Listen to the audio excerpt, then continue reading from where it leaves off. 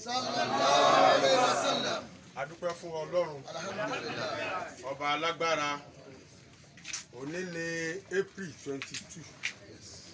Ọjọ́ Jímọ̀ 2022 àbí?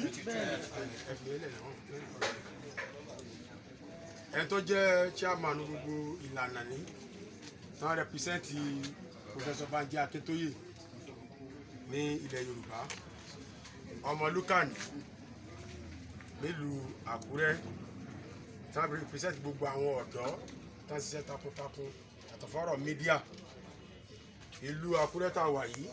Gbólóhùn kan náà mo fẹ́ kájọ máa wíṣẹ́ kí inú Ọlọ́run bá máa fi lè dùn ká wí lẹ́ẹ̀mejì pé Yorùbá nation. Yorùbá nation. Ẹni now. Yorùbá nation now. Ẹ jẹ́ kájọ náà bá pé ẹgbẹ́ ẹnìkejì mú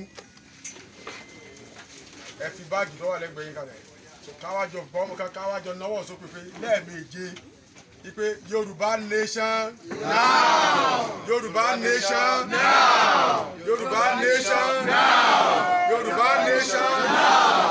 Yorùbá nation now. Yorùbá nation now. Yorùbá nation now. Ẹ ṣé o.